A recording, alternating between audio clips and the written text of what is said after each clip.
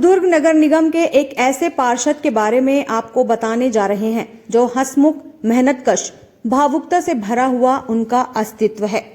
वो एक गरीब परिवार से उठकर मेहनतकश इंसान है जो एक समय में होटल में वेटर का काम किया करते थे और शहर में पेंटर के काम से प्रसिद्ध थे। अपनी मेहनत और लगन से लोगों का दिल जीत जब वो राजनीति में अपना सफर शुरू करने पहुंचे तो उन्हें एक सुनहरा मौका मिला जिसमें उनके वार्ड की जनता ने उस हंसमुख, मेहनतकश इंसान को, जो छोटे बड़े बुजुर्गों की इज्जत करता और हर सुख दुख में लोगों के साथ खड़े रहता, उस इंसान को उनकी वार्ड की जनता ने उनके राजनीतिक सफर को आगे बढ़ाते हुए अपने वार्ड का पार्षद बनाया। उन पर यकीन और विश्वास जताया। पार्षद बनने के बाद अपनी जनता के, अपने वार्ड के और बड़े बुजुर्गों के आशीर्वाद के बाद जब वो नगर निगम में कदम रखने पहुंचे तो अपने वार्ड की जनता के लिए हमेशा संघर्ष करते नजर आए। उनमें सबसे बड़ी खूबी है कि उनके पास शहर का कोई भी व्यक्ति अपनी परेशानी लेकर आता है तो उसकी परेशानी दूर करने वो पीछे नहीं हटते। उस संघर्षवीर, मेहनतकश, हंसमुख पार्षद का नाम है अजीत वैद, जो कि वर्तमान में वार्ड नंबर 12 के पार्षद हैं। आइए उन्हीं से सुनते हैं उनके संघर्ष और वार्ड के विकास के बारे में।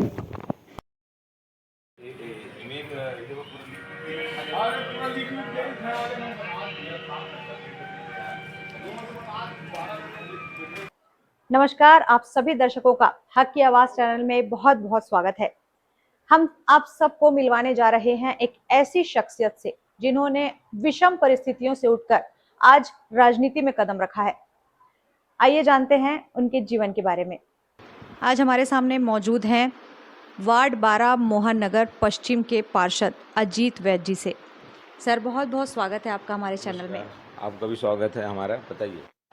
जी सर, हमारे दर्शक जानना चाहते हैं सर कि राजनीति में आप जो कदम रख रहे हैं और अभी आपने जो जो कार्य किए हैं, अभी तक आपका जो सफ़र रहा है यहाँ तक का, आप इतने वर्षों से संघर्ष करते आ रहे हैं और यहाँ जहाँ पर पहुँचे हैं, जिस मुकाम पर, आपने ये मुकाम कैसे हासिल किया? मैं बता दूं, मेरा जन्म ना बालाघाट में एक हॉस्पिटल में हुआ था।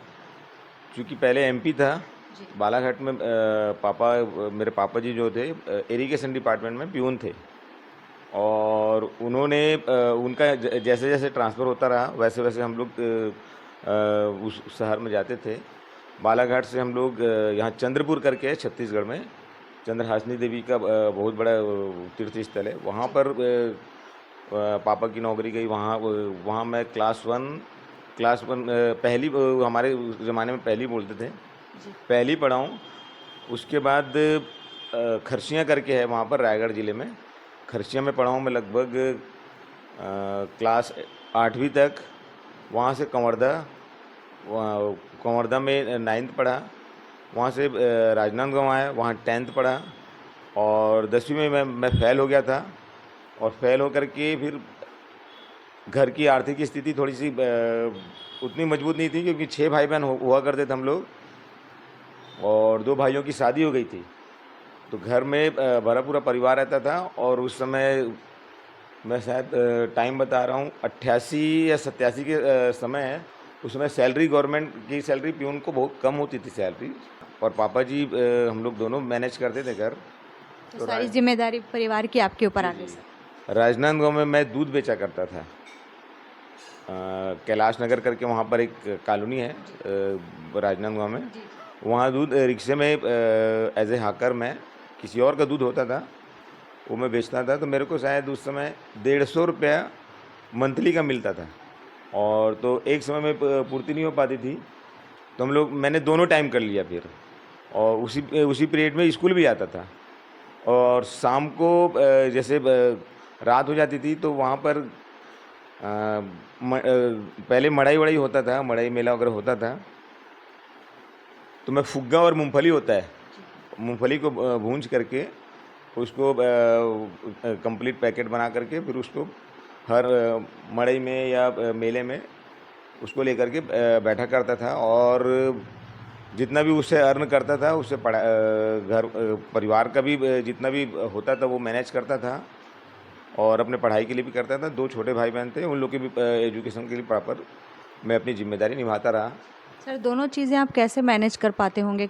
काम के साथ आपने शिक्षा भी कभी आपने वक्त दिया, शिक्षा को भी एक छात्र के रूप में भी रहे आप, तो दोनों चीज़ों को कैसे मैनेज कर पाते थे सर आप? एक्चुअल में सुबह 5 बजे जब मैं पढ़ाई करता था, मतलब रेगुलर जब पढ़ाई करता था, तो 5 बजे पापा जी उठ जाते थे। उनको सुबह सुबह जाना रहता था ड्यूटी, तो उनके साथ में पूरे परिवार को उठना पड़ता था। हमारे ज़माने में पापा अगर इस रूम में है तो बाकी बच्चे दूसरे रूम में हो जाते थे।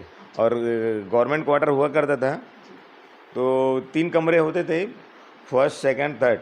तो पापा अगर फर्स्ट रूम में रहते थे तो हम लोग आखिरी के रूम में रहते थे। 5-6 भाई बहन हम लोग वहीं रहते थे।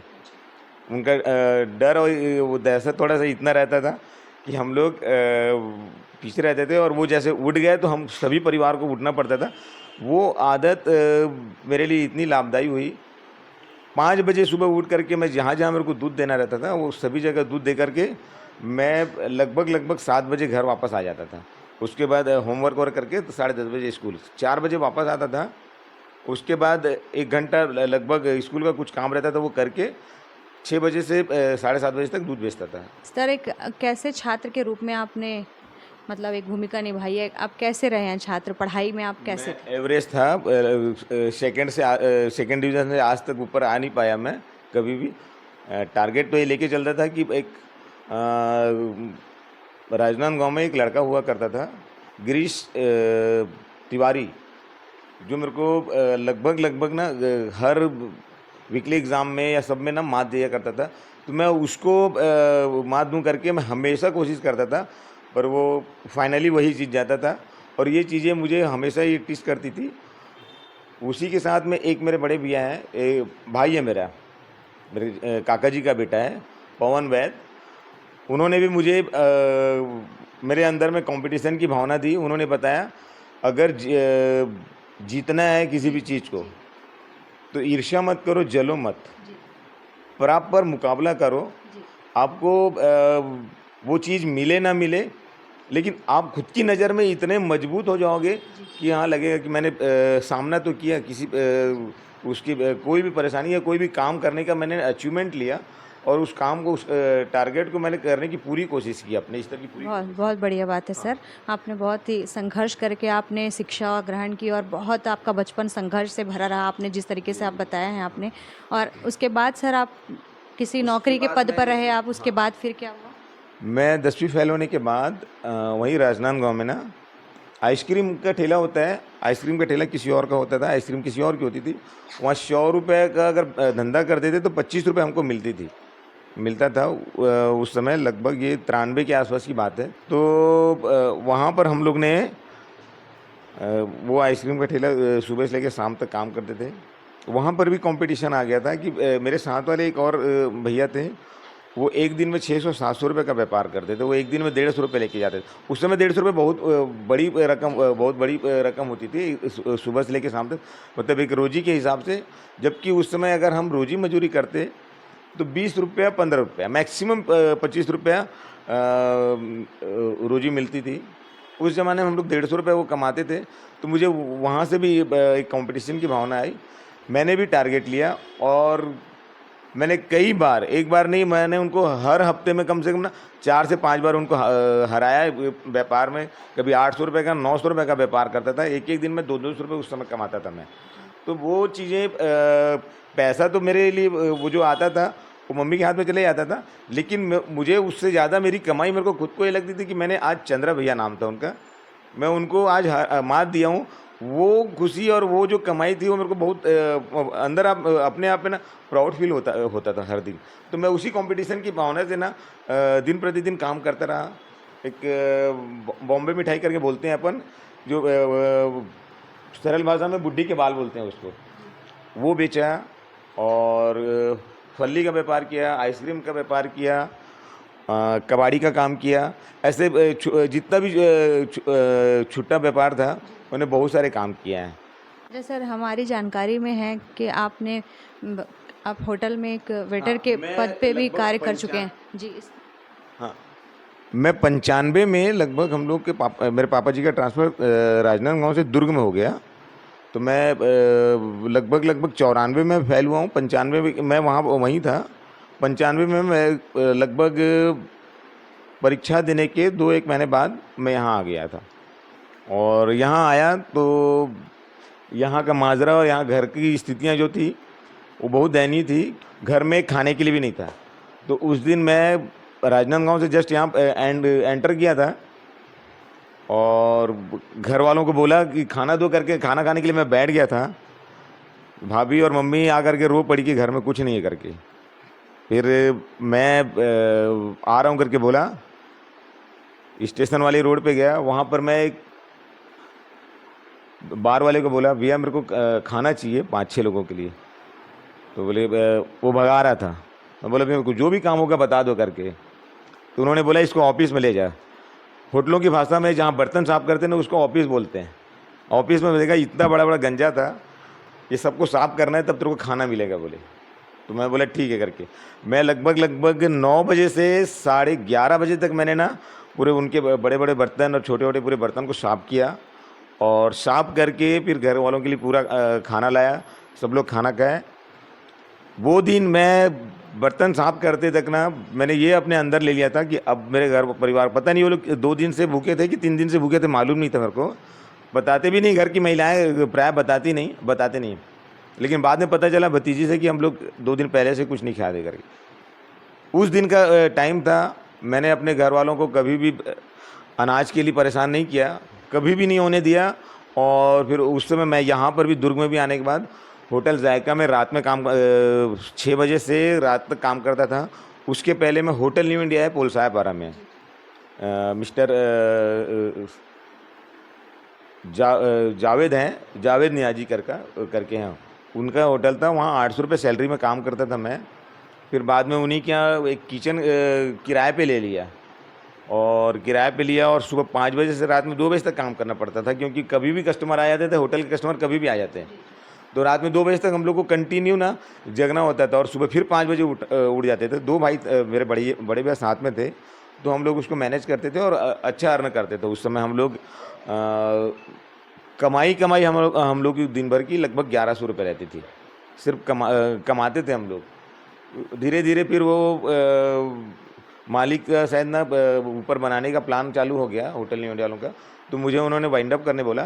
मैंने वाइंड अप किया, फिर स्थितियाँ वैसी हो गई तो पेंट का काम चालू किया मैंने। ये डोर वगैरह पॉलिश करने का एक जन के पास 17 रुपये रोजी में काम में गया, काम सीखा। लगभग 6-7 महीना साल भर काम सीखने में लगा। और काम सीख के फिर मैं राजनांदगांव गया था मेरे काका जी के पास। वापस आने के लिए, चूँकि मैं एक गवर्नमेंट सर्वेंट का बच्चा था और परिवार में कोई भी चीज़ें ऐसी बोलते हैं, थोड़ी सी भी चीज़ अपने बच्चे का ध्यान नहीं रखता करके बोले ना करके, मैं चाचा जी से 10 रुपये जो यहाँ पर आने की जो टिकट थी वो भी नहीं लिया।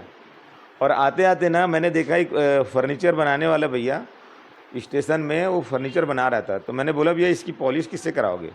मैं ऐसे ही गया, तो उन्होंने बोला कि किसी भी पेंटर से करा देंगे भैया। तो बोला मैं करता हूँ भैया करके। तो उन्होंने बोला कर लो करके। तो मैं चूँकि काम सीखा तो था, काम करना आता था, लेकिन कौन सा मटेरियल क्या नाम का है ये मुझे नहीं पता था। तो उस दुकानदार ने उस पॉलिशर ने बोला सामान क्या क्या लगेगा? मैं बोला भैया सामान का नाम तो मालूम नहीं, लेकिन मैं पहचान लूँगा करके। तो वो मेरे साथ गया, दुकान से सामान लाया। मैं उसको घस के पूरा पॉलिश किया। लगभग शाम 7-8 बज गया था। डाइनिंग टेबल था एक्चुअल में, वो साफ करके वो किया। तो वो कारपेंटर भैया ने मुझे ना घर मालिक के साथ में दिन भर खाना भी खिलाया वो मालिक ने मुझे। और शाम को 1200 रुपये दिया उन्होंने।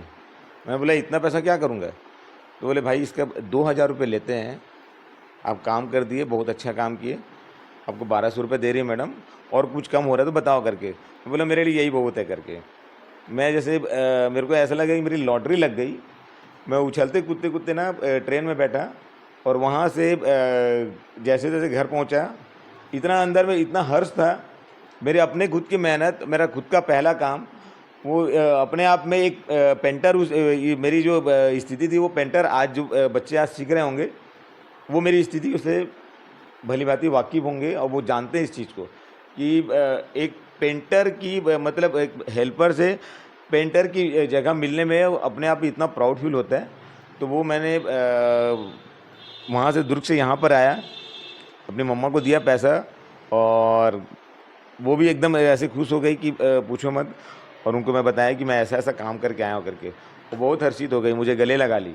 अजीत जी, बहुत ही भावुक आपकी कहानी है। हमको भी आप जो इतना संघर्ष कर कर लगातार आ रहे हैं और आपने चीज़ों को समझा, आप समझते हैं चीज़ों को कि कैसे आप मतलब पैसों की आपने कीमत कदर की है, मेहनत भी की है आपने और बहुत मेहनत से आप यहाँ तक पहुँचे हैं।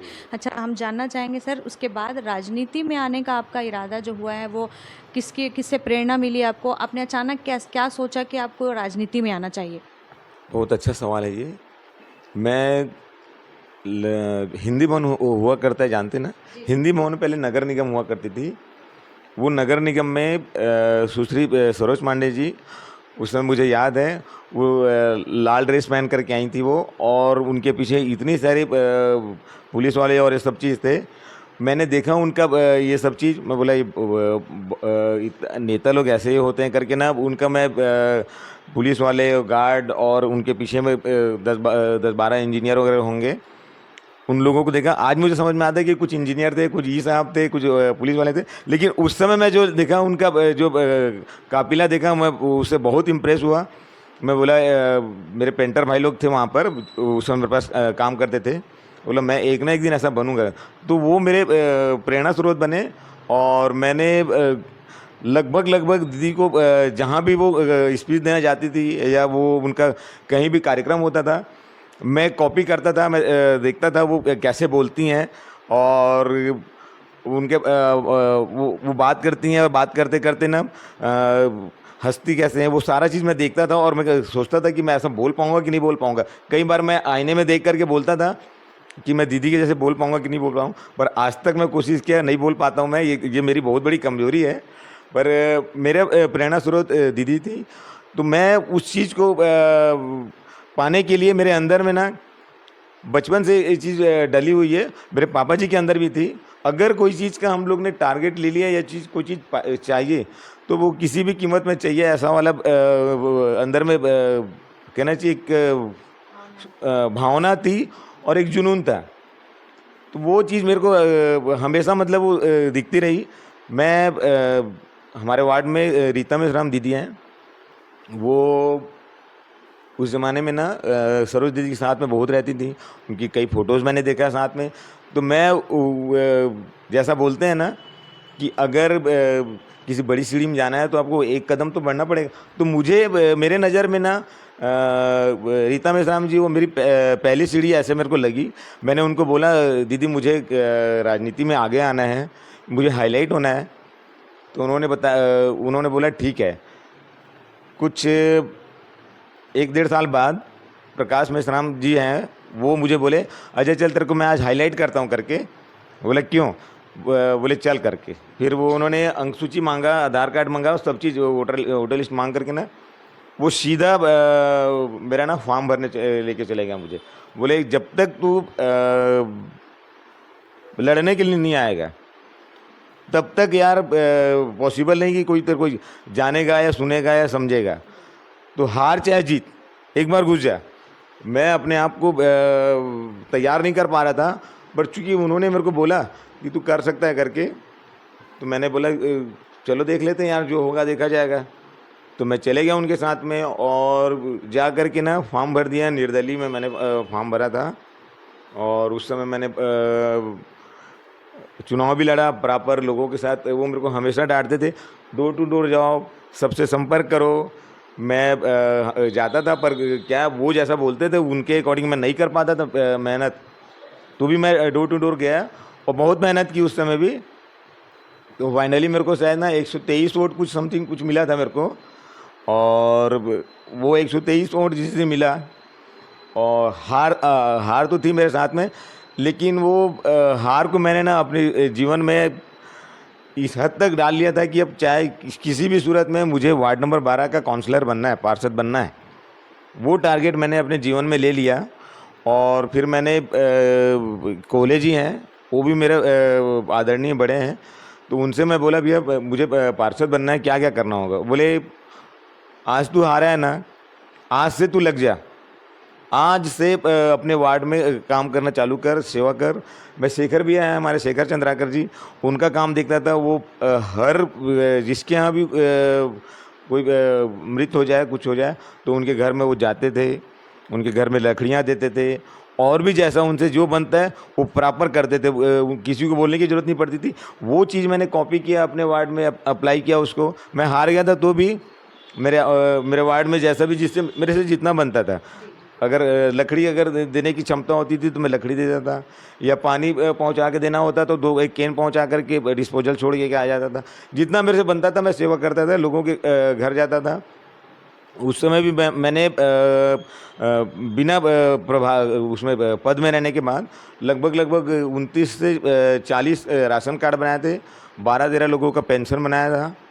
और जैसे भी जितने भी वार्ड के लोगों की ना लाइटें, मेरे वार्ड में 10 साल से मेरे वार्ड में लाइट को लेकर के लोग परेशान नहीं हो गए, क्योंकि मैं 1100 में कॉल करता था और कंटिन्यू लगा देता। एक बल्ब के लिए लगभग 4-4, 5-5 बार मैं फ़ोन लगा लेता था। कई बार ये वापस रिप्लाई आती थी, बना कि नहीं बना, तो 3-3 बार आ जाता। तो वो काम मैं कंटिन्यू करते रहा मैं अपने वार्ड के लिए।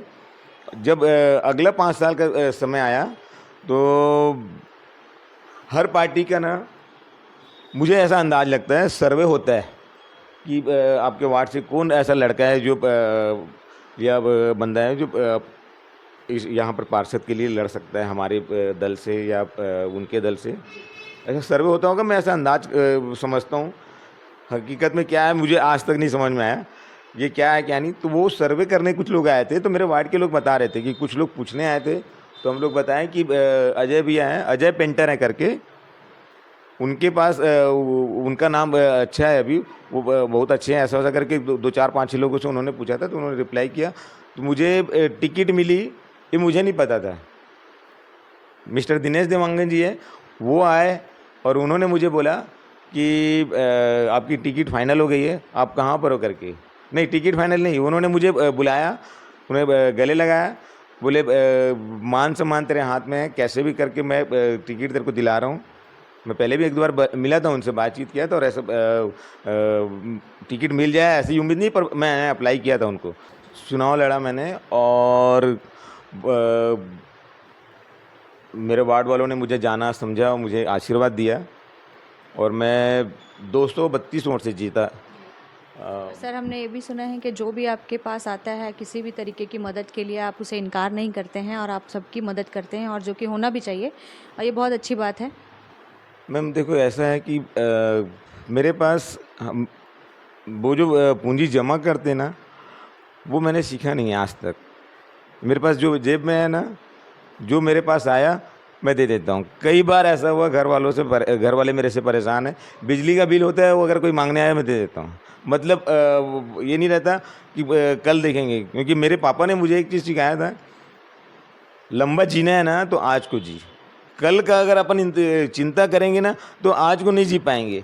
इसलिए कल की चिंता मैं बहुत कम करता हूँ, आज पे जीता हूँ, आज पे कॉन्सेंट्रेट करता हूँ। कल का मैंने आज तक नहीं सोचा है, जो होगा जैसा होगा देख लेंगे, समझ लेंगे करके अपन उस दिशा से, मतलब उस मानसिकता से मैं आज तक चला हूँ।